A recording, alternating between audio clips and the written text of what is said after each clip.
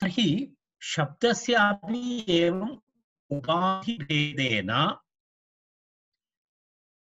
शक्तिद्वयं तद् एकं तु तस्य संज्ञा, तस्य संज्ञां प्रकाशयति, संज्ञां प्रकाशयति, संज्ञां प्रकाशयति इत्यर्थे तस्य ग्राह्यत्वम् अस्ति शब्दस्य। तदनन्तरं पुनः अर्थं प्रकाशयति, संज्ञी संज्ञिनं प्रकाशयति इति कृत्वा तस्य ग्राहकत्वमपि अस्ति। अर्थात् श्रोत्रेन्द्रियेण वयं यं शब्दं गृह्णीमः, यस्य शब्दस्य ग्रहणं कुर्मः, सः शब्दः वस्तुतः ग्राह्यं, ग्राह्यः शब्दः। अनन्तरं बुद्धौ यः किं वदति, बुद्धौ अर्थं गृह्यते, अर्थस्य ग्रहणं भवति, तद् वस्तुतः अर्थस्य बोधकं भवति, तद् वस्तुतः ग्राह्यमिति, ग्राहकमिति उपाधिभेदेन तत्र द्विधा कल्पयति इत्यर्थः। अर्थात् संज्ञा अनन्तरं संज्ञी। संज्ञा तत् स्वयं भवति, तदनन्तरं सा संज्ञा अपरं संज्ञिनं बोधयति, अर्थं बोधयति इति तद् ग्राहकं भवति। तर्हि श्रोत्रेन्द्रियेण गृहीतः ग्राह्यमाणः शब्दः ग्राह्यं, तदनन्तरं बुद्धौ यस्य ग्रहणं भवति, बुद्धौ ग्रहणं भवति यस्य शब्दरूपस्य, तद् वस्तुतः ग्राहकं भवति इति उपाधिभेदेन वस्तुतः वयं ग्राह्यं ग्राहकम् इति तत्र द्विधा तत्र शक्तिद्वयं तत्र कल्पितमस्ति शब्दे इत्यर्थः। अनन्तरम् एतयोः सम्बन्धः अपि पूर्वमेव निश्चितः भवति। यदा एका संज्ञा तस्य संज्ञी का अस्ति अथवा संज्ञिनः संज्ञा का अस्ति, एतत् सर्वं पूर्वमेव निश्चितं भवति। अत्र वयं किञ्चित् व्याकरणे स्वं रूपं शब्दस्य अशब्दसंज्ञा इति सूत्रं वयं कुर्मः। तत्र तस्मिन् विषये पुनः अग्रे इदानीं प्रतिपादनं भवति। अर्थात् ग्राह्य ग्राहकयोः सम्बन्धः यः भवति, तद्बोधः भवति, तत् पूर्वमेव निश्चितः भवति। एतस्मिन् विषये पुनः इतोपि अग्रे विवरणं भवति। तर्हि इदानीम् अत्र केवलम् एतदुक्तम् आचार्येण। प्रकाशस्य यदा ग्राह्यत्वं ग्राहकत्वं भवति, शक्तिद्वयं भवति, यदा ग्राह्यत्वं ग्राहकत्वं च द्वे शक्ति तेजसो यथा, तथैव सर्वशब्दानाम् एते पृथक् इव स्थिते, पृथक् इव स्थिते इति उक्तं। वस्तुतः पृथक् नास्ति, एकमेव अस्ति, परन्तु उपाधिभेदेन तद्वयं भिन्नमिव कल्पयामः इति उक्तम्। तर्हि वयं तत्र पठामः एकवारं। ग्राह्यत्वं ग्राहकत्वं च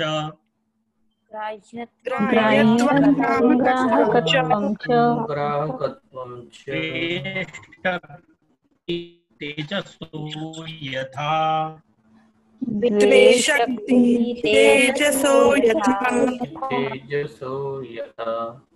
तथैव सर्वशब्दानां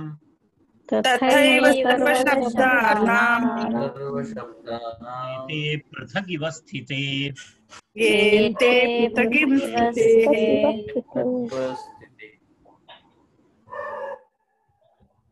इदानीं तर्हि केवलम् एकस्य शब्दस्य स्वरूपेण अर्थस्य अवबोधः भवति वा?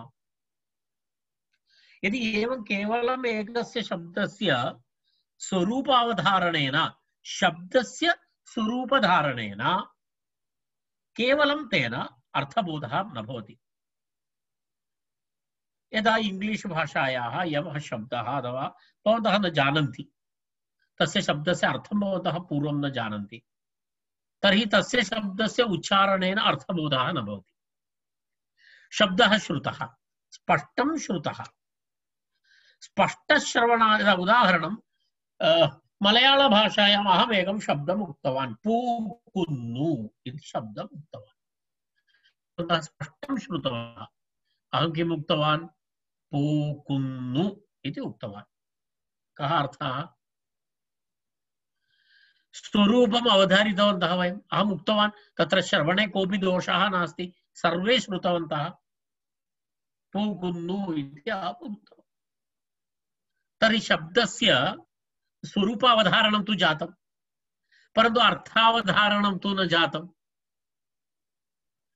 सत्यं खलु? अर्थावधारणं तु न जातं। स्वरूपः श्रुतः, अरे भवान् सम्यक् उक्तवान्, भवान् मधुरम् उक्तवान् इति वदति। कः अर्थः? अर्थः न ज्ञायते। कारणं किम्?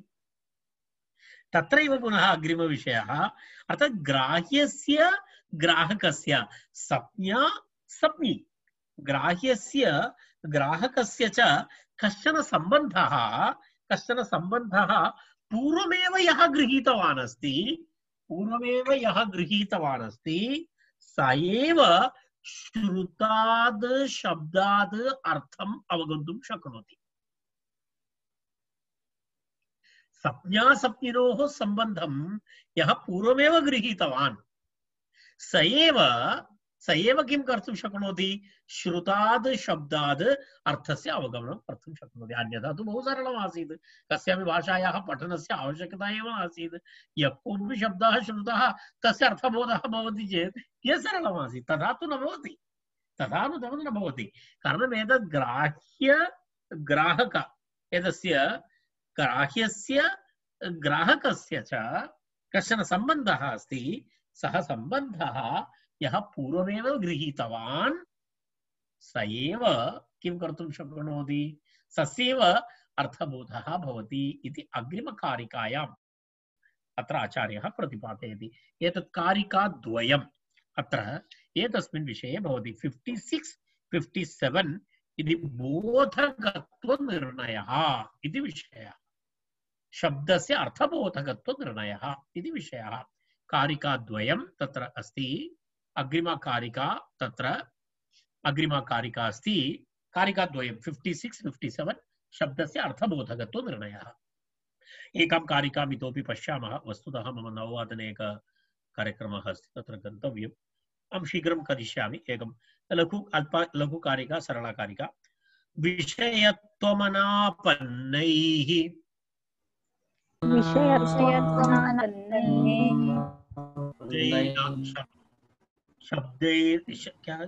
एकनिमेषः। विषयत्वमनापन्नै शब्दैर्नार्थ प्रकाश्यते, शब्दैः न अर्थः प्रकाश्यते। शब्दैः न प्रकाश्यते, न सत्यैव ते अर्थानाम्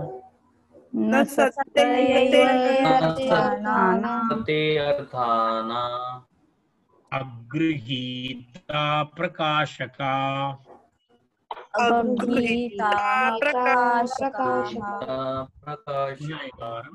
विषयत्वमनापन्नै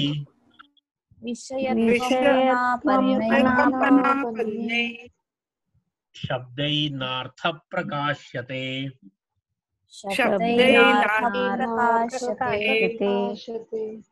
शब्दैर्नार्थ प्रकाश्यते इति मिलित्वा शब्दैर्नार्थ प्रकाश्यते।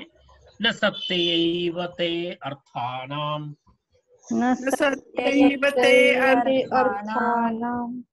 अगृहीता प्रकाशका।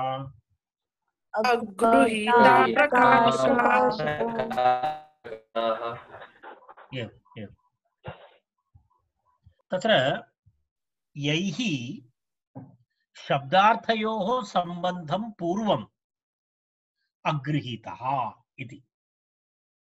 अगृहीताः इति उक्तम्। अगृहीताः किम् अगृहीताः? यैः शब्दार्थयोः सम्बन्धः पूर्वम् इति अस्माभिः अध्याहार्यम्। यैः शब्दार्थयोः सम्बन्धः पूर्वम्, एतावत्पर्यन्तम् अस्माभिः अध्याहारः करणीयः। तदनन्तरम् अगृहीताः इति अर्थः स्वीकरणीयः। किम् अगृहीताः? शब्दार्थयोः सम्बन्धम् अगृहीताः, शब्दार्थयोः सम्बन्धः पूर्वम् अगृहीताः।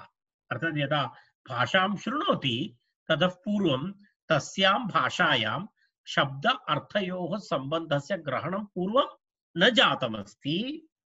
तस्य तेषाम् अगृहीता तेषाम् तादृशानां ते शब्दाः अर्थात् श्रुताः ते शब्दाः सत्तया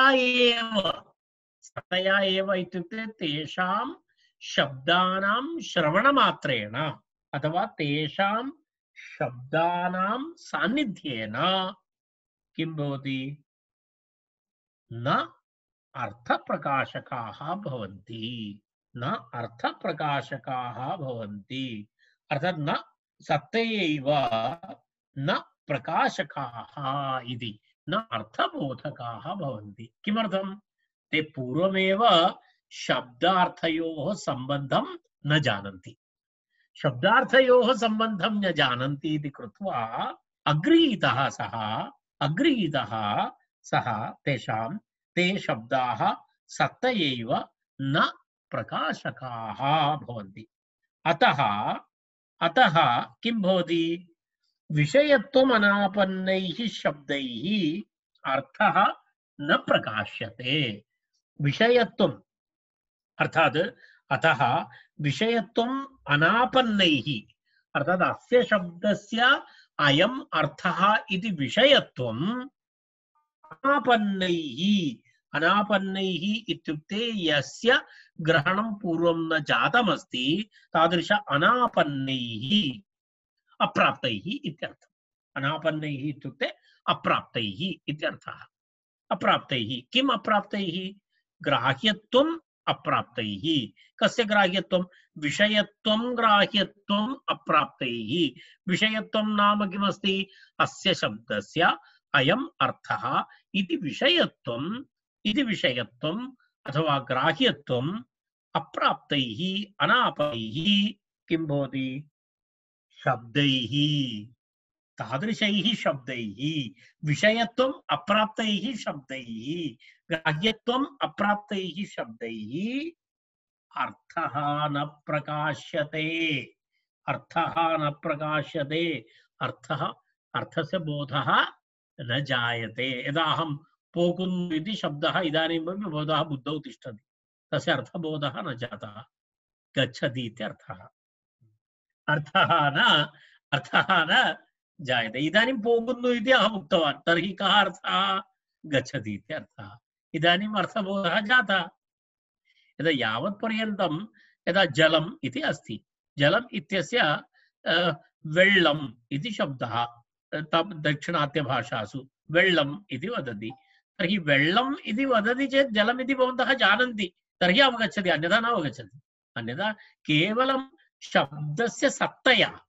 शब्दस्य सत्तया अर्थबोधः न भवति अर्थबोधस्य कारणं तु पूर्वमेव संज्ञा सम्बन्धः ग्राह्य ग्राहक संबंधः तस्य बोधः वस्तुतः अर्थबोधस्य कारणं भवति अन्यथा तत् कार्यं न भवति इति तत्र शब्दस्य अर्थबोधकत्व विषये एका कारिका अत्र प्रतिपादिता एषा कारिका अत्यन्त सरला कारिका तत्र अधिक विषय विवरणं करणीयं नास्ति तत् स्पष्टम् अर्थात् शब्दार्थयोः ग्राह्य ग्राहक संबंधः भवति तयोः सम्बन्धः यः न गृहीतः तस्य तु अर्थबोधः न भवति केवलं शब्दस्य सत्तया अर्थबोधः तु शब्दस्य सत्तया न भवति विषयत्वम् अनापन्नैः इत्युक्ते विषयत्वम् अप्राप्तैः अर्थबोधः अप्राप्तैः शब्दैः अर्थः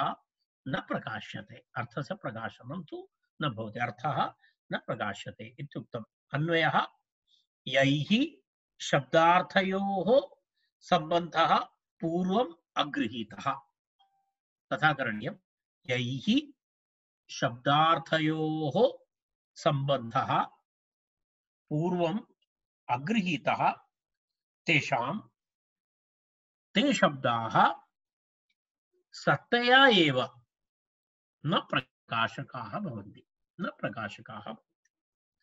अतः विषयत्वम् अनापन्नैः शब्दैः विषयत्वम् अप्राप्तैः शब्दैः अर्थः न प्रकाश्यते अर्थस्य प्रकाशकत्वं नास्ति इत्यर्थः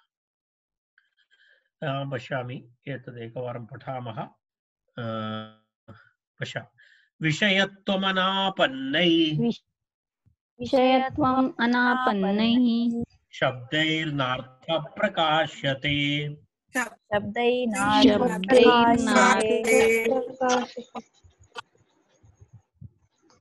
तत्यैव ते अर्थानां न सतैव अर्थानाम् अगृहीता प्रकाशकाः।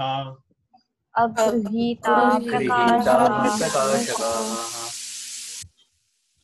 अस्तु, इदानीं वयम् अत्र तिष्ठामः। मम इदानीम् एकं तु 9:00 जायमानमस्ति, अपरन्तु मम इदानीं यदा मम तत्र दिनद्वयेन यत् शिबिरं चलति खलु अमेरिका राज्ये, तस्य शिबिरस्य समारोपकार्यक्रमः अस्ति इदानीं।